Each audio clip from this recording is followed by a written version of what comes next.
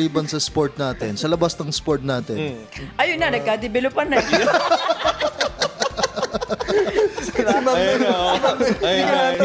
Hindi ko pa natapos yung tanong ko. Nasagot na. At least di ba? Honest si ma'am. Open siya dito sa podcast natin, di ba? Dito nyo lang yan. Narinig. Siyempre, ang tanong ng mga viewers natin, ano bang nag-akit sa isang Ma'am Rona kay Sir Arnold, bukod sa kasikatan ni Sir Arnold? Sa kasikatan? Bukod sa kasikatan. Okay. Kasi dati, di ba, nung nagpipinansa ko sa kanya, nagpunta siya sa farm ko. Tapos, chinek niya yung mga manok ko. Kasi kumuha ko sa kanya ng mga materialis eh.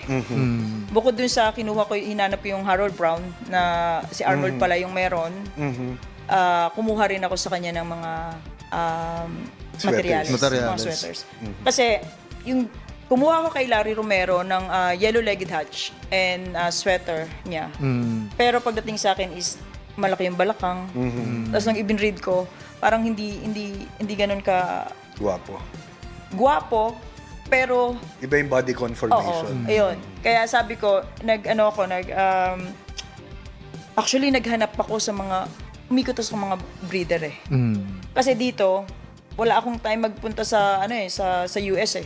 Ang kumukuha lang yung kaibigan ko, or tatawag ako kay Larry, papadala ako o kay Ding Pair.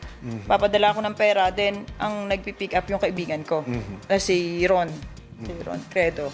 Ngayon, pag dumarating sa akin is, although syempre maganda yung mukha, pero hindi ganun yung gusto kong, umikot ako dito sa mga breeder sa Pilipinas.